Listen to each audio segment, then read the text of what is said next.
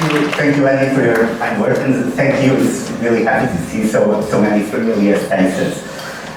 My inaugural lecture is about economics and its sins of omission. And when people think about economists, they tend to think about the great political economists, Adam Smith, Karl Marx, Joseph Schumpeter, Keynes, or Hayek, here depict through the imagination of artificial intelligence. These political economists wrote grand theories about how the economy works, about the achievements and failures of capitalism, about the role of government and whether it should intervene or not in the economy. But what they did bears little resemblance to what modern academic economists do. In 1930, there was a revolution in economics, a methodological revolution, led to a large extent by these two men. On the right, you have Norwegian economist Ragnar Frisch. He created a field in economics called econometrics. That's the application of statistics to real-world data in a drive to make economics more based in data. Economists use data to describe economic phenomena, but they specialize in doing something very, very hard, which is in the world where everything affects everything, a complexity of relations. They were able to, using econometrics, establish precise relations of causality and make the statement that A causes B. And this is very, very hard to do. On the left, you have Paul Samuelson. If Adam Smith is usually considered the father of economics, for academic economists, Paul Samuelson is considered the father of modern economics. He won the Nobel Prize in 1970, and he was a pioneer in the use of mathematics in building economic models based on mathematics to describe the economy. So the grand books full of words and with few equations that the great political economists wrote turned into academic papers with fewer words and lots of equations. So this vastly improved our science. It made economics what it is today, and it gives economists a very clarity in their reasoning. But it also made it more difficult to communicate economics. Economics is the most insular of social sciences. We don't cite other social sciences, and other social sciences don't cite us. And the degree of specialization and technical complexity, it becomes so high that makes papers sometimes impenetrable, even for fellow economists that are working in other fields. So let me do an analogy. Imagine that artists were painters, commissioned to paint, let's say, a Sunday afternoon in a park, and this is what they would present. After 5 years of working, they would present this to their audience. A perfectly rounded red dot. That would sound very far from reality to everyone that's not economists. Now, if this is what economists do, this is not what economics is. Economics would be putting all those dots together, turning them into a wonderful pointillist painting. Pointillism was the technique that claimed to be the most scientific one because of their treatment and the study of color and brightness. Pretty much like economists adopted these hard methods precisely to distance themselves from other social science and approximate them to the rigors of physics and other hard sciences. Well, so as an economist, where I did my PhD and my career, what I've been doing, I've been drawing dots. So as this is my inaugural lecture, I want to give you a little overview of what I've done in the past 20 years. I did my PhD at the London School of Economics, finished in 2010, then moved to Spain, to the University Carlos III, and then in 2017 moved to Berkeley. And my first research area started from an internship in 2006 at the European Central Bank. And I worked on sovereign debt ratings. Sovereign debt ratings, for the ones who don't know, it's a classification that rating agents attribute to countries to represent their credit worthiness. So they attribute in the form of a code, AAA, it's the highest quality, AA, A, BBB, etc. And this is very important because it affects the financial conditions that governments face when they borrow money, not just governments, but also the companies within the country. And I did a series of articles, empirical articles, so in the spirit of Ragnar Fritsch, each one answering a very specific question. So I asked what determines sovereign ratings, so what are the variables that rating agencies look at when they attribute a rating. Then, in the beginning of the euro area crisis in 2008, we tried to see if rating agencies behaved any differently to some countries when they attributed a rating. And then we studied the impacts on financial markets.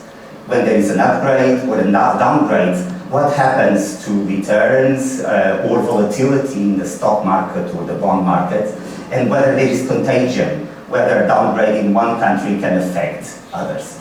Each article a precise question. And just to take a screenshot of my papers, this would be the statistical model, the econometric model behind some of these studies.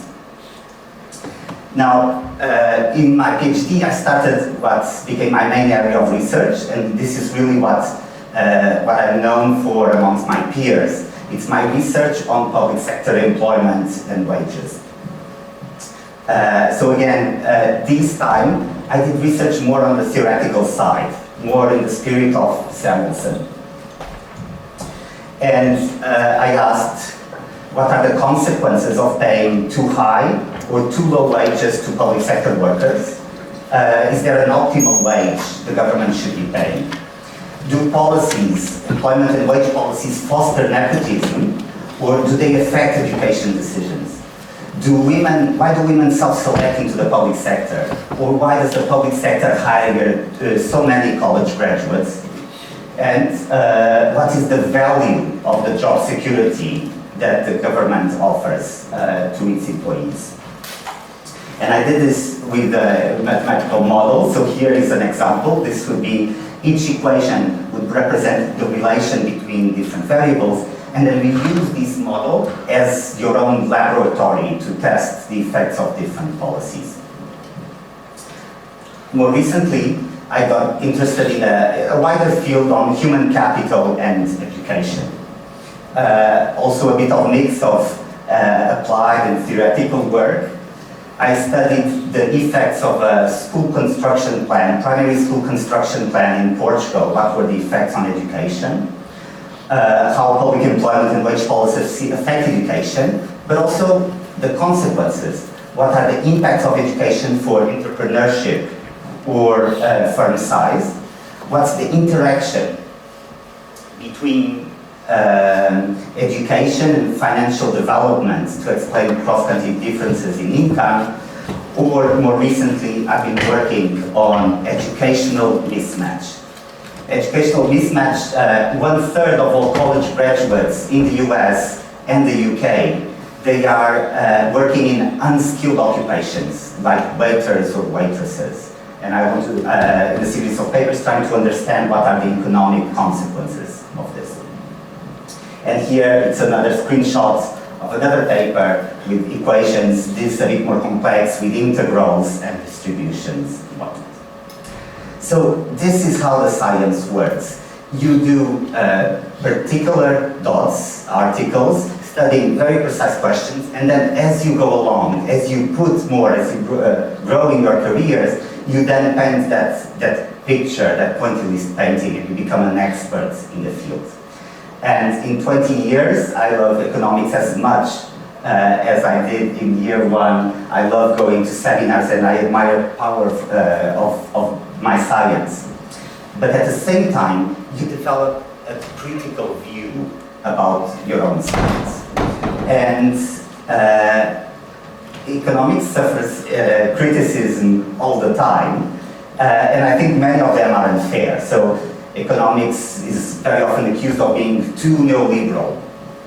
And I think this is a criticism that comes from the outside, from people who don't really know the science from within. If you go to an economics seminar, you'll see many, many papers that discuss situations where markets don't work very well, when there's market power, when there are externalities, coordination problems, difficulties in the flow of information, and you need the government to improve on market outcomes. But amongst the criticisms that I think unfair, I do think there is one consequence of this over-reliance in mathematical models, or almost a fundamentalism of establishing causality that's damaging our science. And this was best explained by Nobel Prize winner George Akerlof. And he calls it the sins of omission. And what he argues is that this bias that economists have for these hard methodologies makes it not study very important topics that cannot be studied with these tools. So we would prefer to give very precise answers about unimportant problems, and we avoid studying some important problems that cannot be studied with these economists' tools. Sometimes this is called the black holes in economics, or in my analogy, these are just the empty canvases that we don't even paint because it's very hard to draw very, very perfect dots. And he gave 3 examples. The failure to predict the financial crisis, when there had been studies in economics in different fields, but they didn't talk to each other, and there was no one to put a narrative, and the ones who tried to put a narrative, well, it was just considered too soft to be accepted by economists. Also, global warming. These are very complex problems with multiple causes and effects that are difficult to study the hard way. Now, economics now does research in climate change, but it came very, very late to be interested in this topic. He also talks about motivations. There's very different motivations for human behavior, but economists focus on one, rationality. There is one way to be rational, easy to put in equations. Other forms of motivation are harder to put in equations. So today, I want to talk to you about what I think is one of these sins of omission of economics, the 4-day week. The 4-day week has been in the news in the last 5 years. I'll put a series of news. In 2018, a company in New Zealand, 250 workers experimented the 4-day week. They weren't the first, but they did something very interesting. They partnered with academics to actually measure the impacts. And they found that all the key performance indicators, nothing came down. It really improved, and the owner said there's no downside to a 4-day week. Then, in 2022, there was a pilot in the UK, 61 companies that decided to test the 4-day week. 90% of them kept them after 6 months after the experiment. Forbes talks about the surprising benefits of working 4 days a week. And there's been other experiments. There's been in Germany, US, Canada, Ireland, Australia, South Africa, Portugal, or Brazil. In most experiments, the majority, not experiments really, all trials, the majority of companies do keep some form of the 4-day week. There's also large companies testing it. In Italy, Lamborghini or EssilorLuxottica, producer of lenses, are doing a 9-day fortnight, alternating a 4 and a 5-day week. Also Unilever in Australia. And then you have business leaders, like the CEO of JP Morgan, that said the next generation of workers is going to work not 4 but 3 days and a half. And you have Bill Gates doubling down and saying that we'll have a 2-day week in 10 years, with an argument that technology would help us to will free up work. An argument that's the same argument as John Maynard Keynes 100 years ago, when he predicted that by now, 100 years later, we would all be working 15 hours a week. He got many things right, but clearly this is a prediction that he really failed. So this is at the company level. But there's also been attempts from generalizing 4-day weeks through public policies, through legislation. Iceland did a series of trials in the public sector that led to a change in the legislation, a reduction from 40 hours to 35 hours.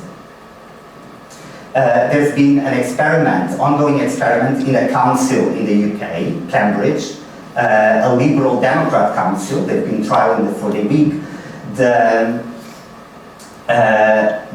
Half of the key performance indicators improved, the other half was maintained, and they saved hundreds of thousands of pounds, because before they couldn't hire staff and they had to hire agency staff, and now they can fill in the positions. Scotland is also trialing in the public sector in 2 departments. The report is coming out next month. And the United Arab Emirates in 2022 did a big switch of their weekends. They had the Islamic weekends, Friday and Saturday, and they changed it to Saturday and Sunday, aligned it with the Western weekends, and gave half a day to all public sector workers. So they currently have a 4.5-day week in the public sector, and it's also accompanied by many companies.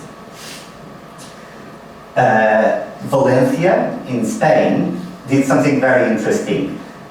Over a month, they rearranged public bank holidays so that for the whole month, everyone had 4-day weeks.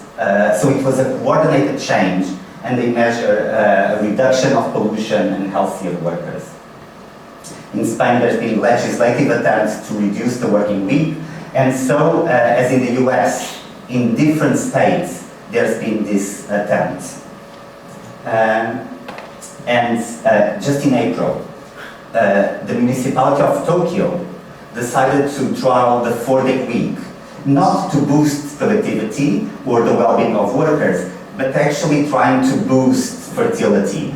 Japan last year had the lowest birth rates in over a century.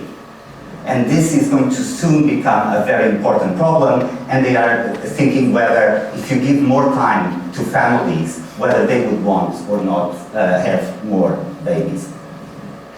Now, this is what's in the news, but what I found is that when you're actually going to read them, they all talk about slightly different things. So it's very important that we all have the same concept in mind. What is a 4-day week?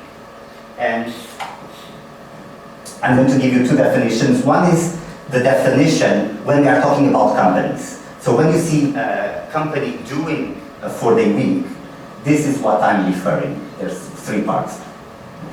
It is a form of working time reduction in which the average weekly hours are significantly reduced, typically by providing regular additional days off.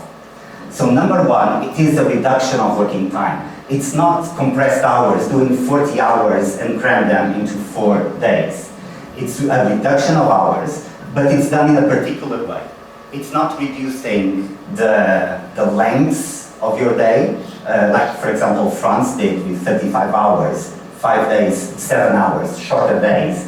It's concentrating this reduction in more days off that are regular. So it's also not the same as holidays. Having more holidays are irregular. When you give a day off every week or every two weeks, this is the idea of the 4-day week. But there's more, there's the second part. And it's implemented at the establishment level rather than at the individual level. It's coordinated across teams, and it's accompanied by an internal reorganization of work. So this is not about having workers going to part-time. Part-time also exists. 40% of women in the UK work part-time, with cut in wages and very often loss of promotion opportunities. But that's not the 4-day week. The 4-day week means a change in how you organize work at the company level. And it doesn't imply cutting wages. And then finally, it does not mean, it can be implemented in many ways, and it does not mean that you have to reduce opening hours. It doesn't mean that the company has to close on Friday. Just as in a 5-day week, doesn't mean that the hospitals are closed on the weekend or restaurants are closed in the weekend. You can maintain opening hours, but just having staff working fewer days.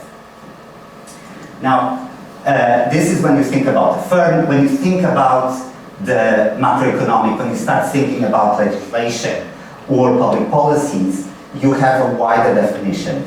So, when I think about applying it to the macroeconomy, it's a coordinated reduction in hours that's coordinated above the firm.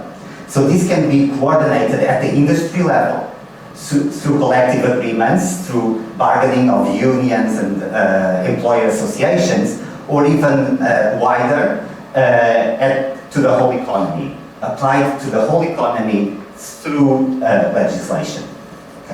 And this is what I'm talking about when I'm talking about the 4-day week. Now, the area, because it's all in the news, has sparked a lot of research in management, psychology, sociology, human resources, political science, political philosophy, but very, very little research in economics. And not just that, when economists are called for an opinion, they are either very skeptical or straight out against. This is a cut from a newspaper, from Fortune, and it says Germany is trialing a 4-day week, like UK, US, and Portugal, but the country needs the opposite of a shorter week, senior economist says. This is a trial in Germany with 45 companies that just decided to try the 4-day week, partnered with some academics to measure, no involvement of the governments, but they, this is what the economist said, we should be working longer weeks, if that's possible.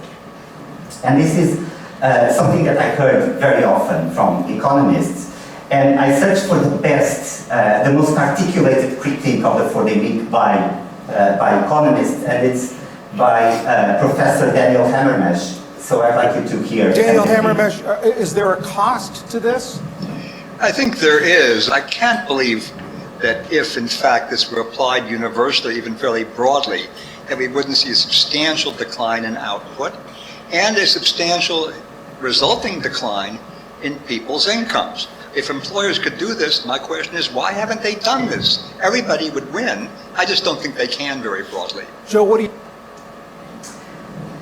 Daniel Hamermesh is a giant in labor economics. I admire him a lot. He has drawn all the possible dots and he has painted the canvases. So he's not just one of those economists that just paints dots. He really written books and he knows so much, so we should really try to address, to think about what he's saying. So if I put him here, it's more because of an admiration and because I think he's expressing precisely, very well, what a view that's common to economists. And he makes a statement, asks a question and gives an answer. The statement is, if you do this at scale, there will be a substantial decline in income and a substantial decline in output. He asks the question, if this was so good, why aren't firms, all the firms doing it? And it's actually a rhetorical question, because he gives the answer. He says, this, it can't be done. And this was on national television in the US when discussing the results of the pilot. So I want to explain why he has such a strong view and makes this statement. So I want to tell you why economists are so skeptical. And for that, I do have to teach you a little bit of economic theory. So sorry, I don't know if you thought you would escape, but this is a lecture after all. So I'll tell you about a theory. It's actually quite simple. It's 1 out of 3, I ranked it. We teach them to undergraduate economists. And it's a theory about time and how we split time, how we choose to use our time between working or enjoying leisure. When we are working, we are contributing to the economy, to the production of goods and services, to GDP. When we are enjoying leisure, we are happy. We have this psychological well-being that economists call utility. And what the theory says is that people should make their own choices, either individually or collectively, weighing the costs in terms of if you are not working, you don't have as much income, so you can't have as many material goods, with the benefits of utility of this well-being. But what happens if you implement a 4-day week at scale, if people choose to do it, either through legislation or decided collectively to do it? Well, on the positive side, you have this well-being of utility. So economists recognize that people will be happier with more free time. But on the other hand, you have a substantial decline in hours, 20%. And this will imply a big decline, substantial decline in output. And economists can even give you the quantitative prediction. A 20% reduction in hours would lead to about 14% reduction in GDP. Don't ask me how they do it. It's in our crystal ball disguised as differential equation. 14% decline in GDP. Just to put in perspective, the financial crisis in 2008 cut almost 5% of the GDP in the UK. The pandemic, devastating, cost almost 10% of GDP. We are saying that the 4-day week, will be like the two together. A huge self-harm or a really reduction in material standards. And this is so powerful, and it's a first-order effect, and that's it. Case closed. There's no point on really debating it. This is not a solution, it's just going to make it worse. And that's why Daniel Hamermesh means with a substantial decline in GDP. Now, I'll give you my view. So notice one thing, this theory has no history. It has nothing specific to today's economy that relates it. And actually, economists, you can use the same arguments, and economists use the same reasoning. In the 19th century, when we were working 6 days a week, 12-hour days, and people started saying, oh, maybe we should reduce them to 10 hours. Economists, this is a reduction of 17% in hours in the economy. This can't be done, it will damage the economy. When we wanted to move from 10 to 8, it's a reduction of 20% in hours. It's a substantial decline in output. When we moved from 6 to 5 days, economists, the president of the Brookings Institution, a very influential think tank in the US around the 30s, said the 5-day week is going to be a calamity, a catastrophe for the US economy. So you could apply this at any point in time. If we just follow this model, we'll still be working 6 days, 12 hours. So let me tell you my view. And a change of this magnitude would have countless other effects in the economy. It's going to affect the way we work, affecting productivity of firms, but also the efficiency and well-being of workers in the public and the private sector. It's going to have wider impacts in the economy because leisure time is not time away from the economy. It's not unlike the model that we have our free day, we go to our rooms, we close the door, we are happy, and then we come out without affecting the economy. James Tobin, also a Nobel Prize winner, said, every leisure act has an economic payoff to someone. It's in our leisure time that we go to the restaurants, hotels, that we travel, the entertainment or the culture industry. But it's also in our free time that we innovate.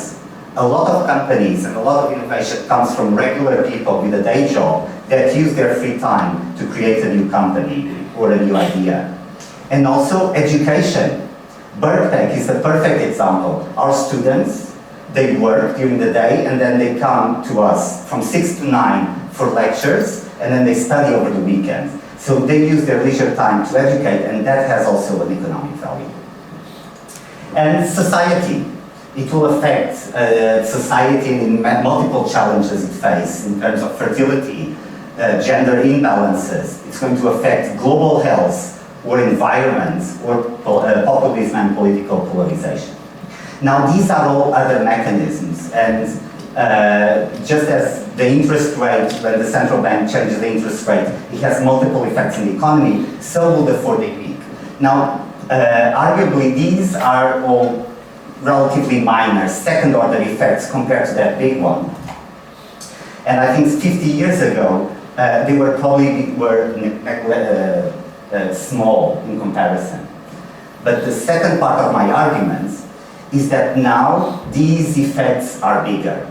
And they are bigger because the things that are happening in our economy today. It's the challenges and the characteristics of today's economy that make the 4-day week with more benefits, these other benefits. It's the rise of stress and burnout.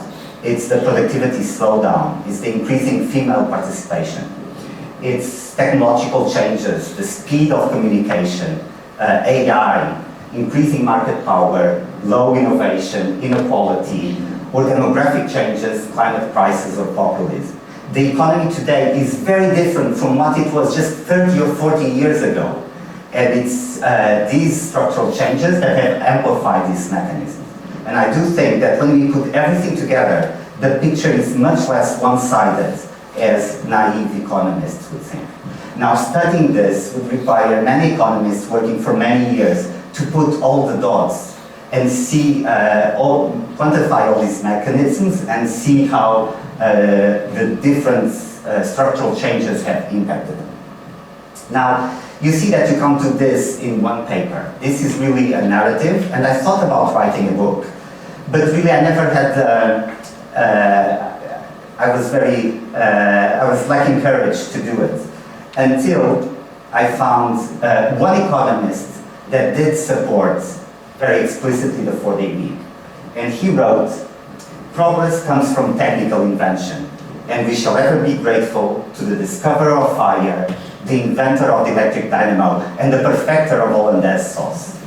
But there are also momentous social inventions. Indeed, as society becomes more affluent, these may become increasingly vital. The 4-day week is precisely such a social invention."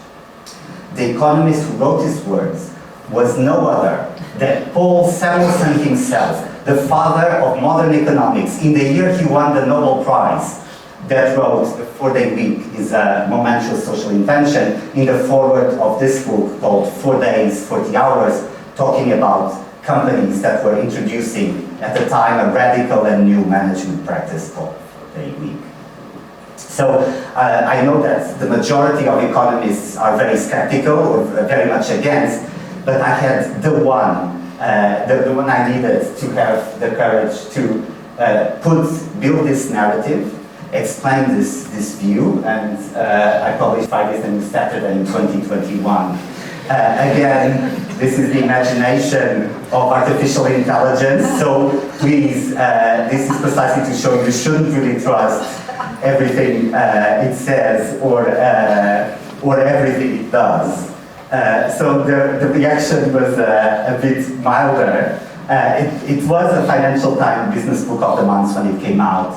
And Jason Furman, the chief economist of President Obama and Harvard professor, did select it as one of the top 2 books of the year in the Wall Street Journal. But by and large, very, very little attention from academic economists. I do get the odd joke when I'm in a conference saying, "Oh, it's Friday, I thought you weren't working." That I get, but no one really took it serious.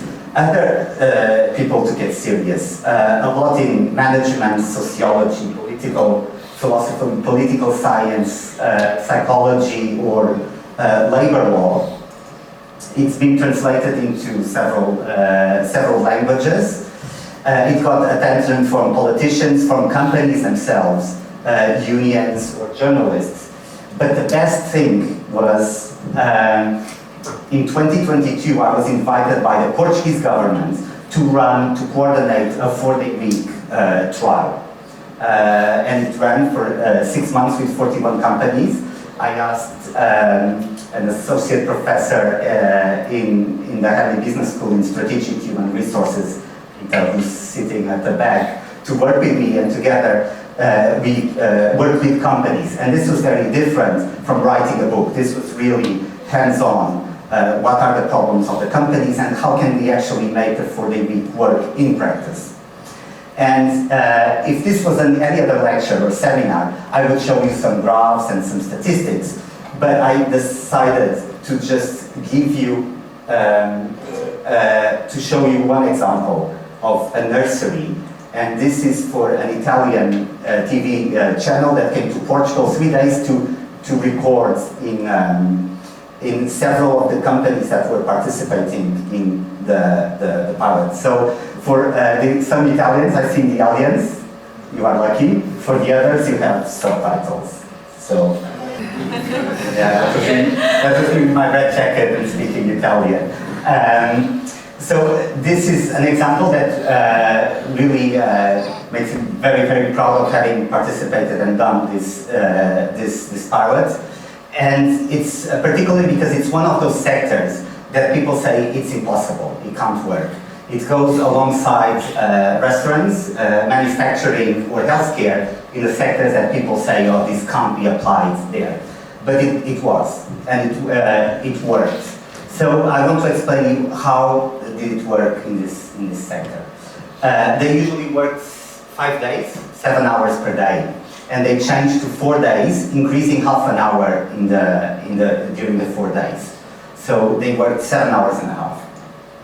And what you have to understand about these sectors is that usually they have very high levels of absenteeism. So there's virus in nurseries. The workers are mainly women, and when their own kids are sick, it's usually them that stay at home. So the sector already has to face high levels of absenteeism, and in Portugal, how they deal with it is already have to overstaff. They already have to hire more workers because they know randomly some people cannot show up. So then they didn't have to hire 25% of more workers, they had to hire 1 worker in 22, so more 4.5% of workers. And they created a rota where there's always some workers out on Monday, Tuesday, Wednesday, Thursday, and Friday.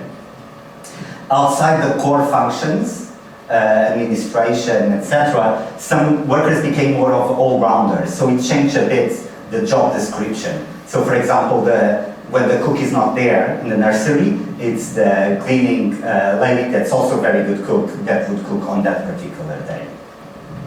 And what they found is that it worked very well, 3 reasons. For one, operationally, they found that they all had more energy at the end of the week. It's very hard to work with kids, and after 4 or 5 days, everyone was tired. And now, because people had rested before, on Tuesday, Wednesday, Thursday, everyone felt there was more energy. There's also more stuff at the end of the day, which made life easier. But the really key is that absenteeism came down dramatically. Why? Because when someone can't come to work, they don't show up. They will swap with a person that's off that day. So they guarantee that the team is never short.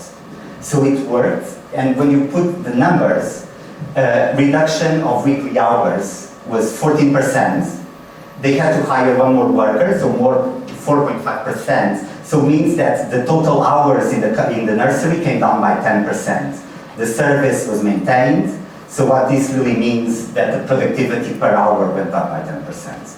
And at the same time, you gave 33% more non-work days to workers. And this is life-changing. When you talk to them, having a day for themselves, it's really, they talk about it, workers almost as a religious experience. But then let's think a bit more general. This was one case.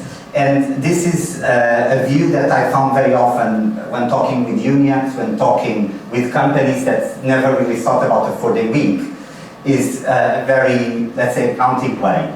If you do a 4-day week, hours come down by 20%. Wage must be cut by 20%, or it doesn't pay off for companies.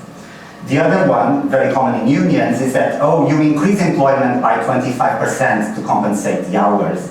Or if you don't increase deployments, then it must mean that there is a reduction of service by 20%.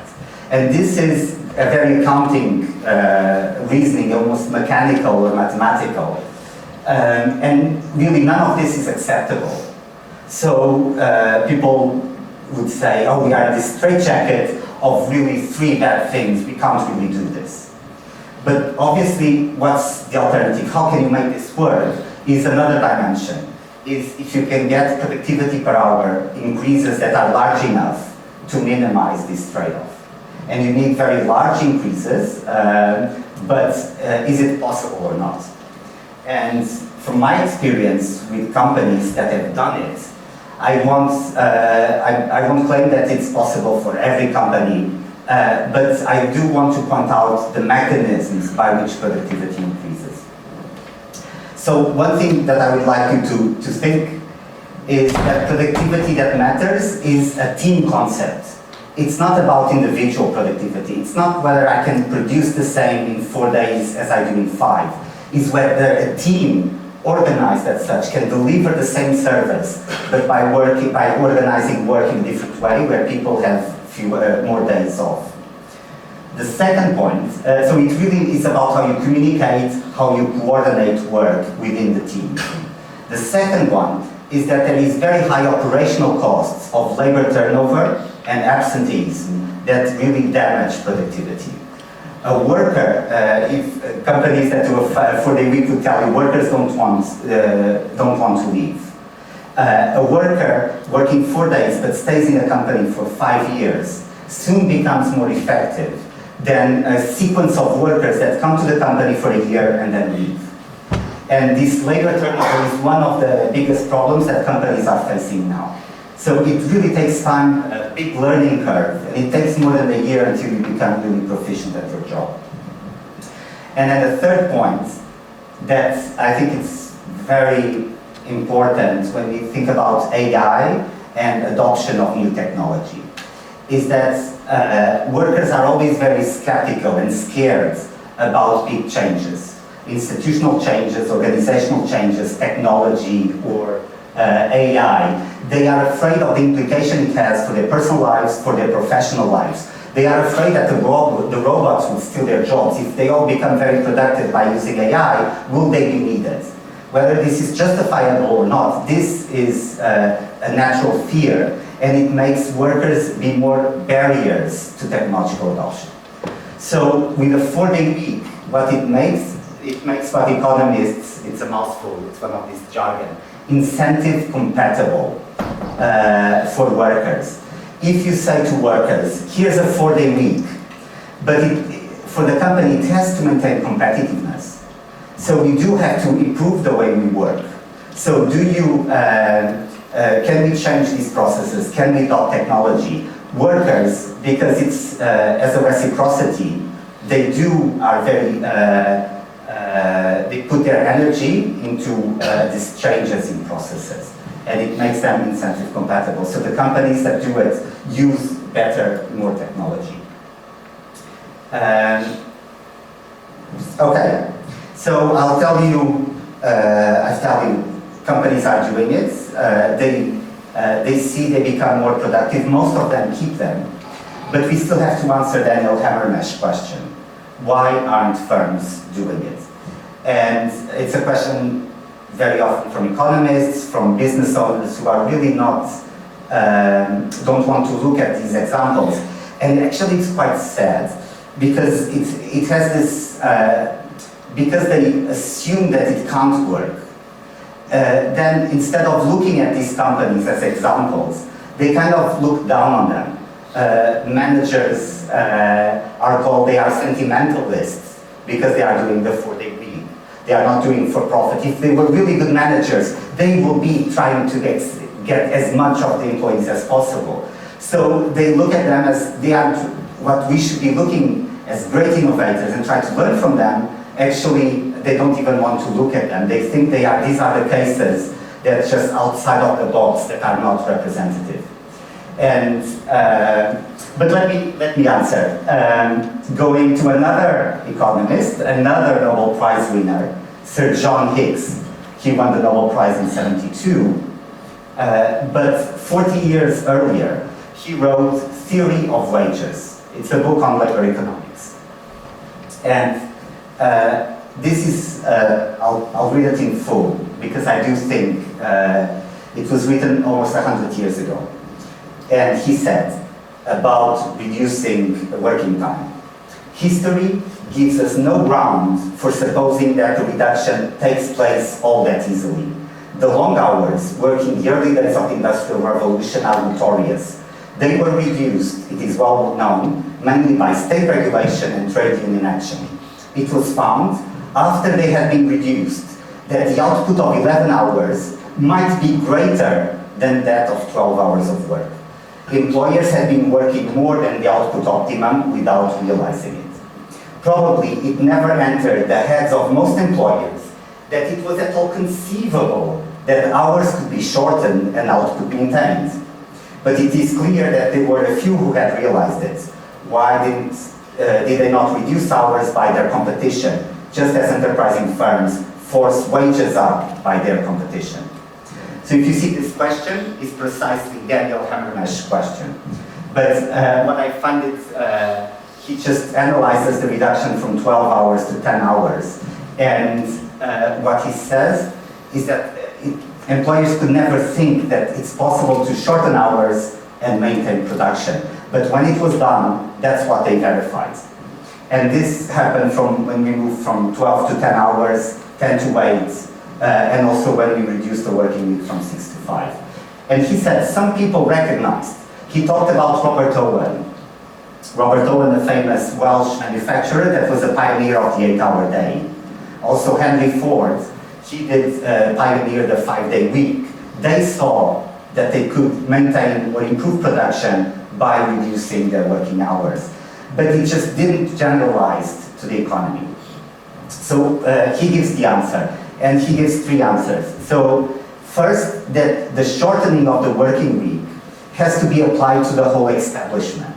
So it's actually much harder to do than just increasing the wages that can be done to individual workers. If a worker wants to leave the company, you can just pay higher wages. It's easier. While when you do a 4-day week, you do have to change the organization of work. And in a way, he sees it as an investment.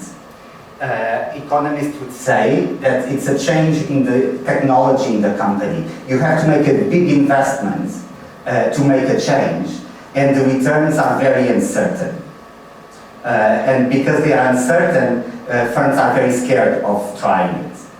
Now, I question, how can you reduce this uncertainty? It's precisely to study the companies who have done the transition and try to have more companies experimenting. Then he also says it's also an investment on workers themselves. So if they leave the company, so it's an investment, and if they leave for some reason, that's also a loss for the company. So it might make them scared of doing it. I'm going to add one more. Managers might actually understand the benefits of the 4-day week, but shareholders might not. So managers, because they can understand that it will improve the organization, but shareholders are maybe too far and may not allow it. Henry Ford was put in court by his shareholders because he was managing his company as a charity, and he lost the court case. So sometimes what managers think might not be what shareholders allow.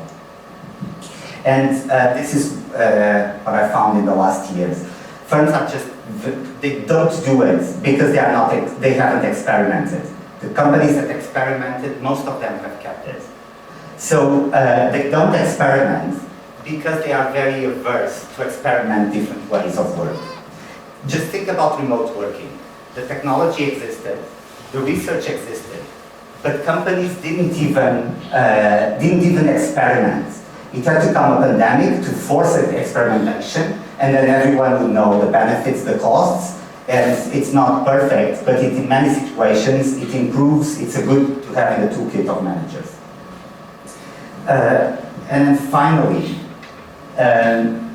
so I do think we should really be looking at companies that are trying the 4-day week in different sectors and learning from them. These are innovators, they are brilliant in what they do, passionate about what they do, and the innovation is just not in a good architect company or in a nursery, it's also then applied to the organization of work. So we should be learning with them, we should foster experimentation.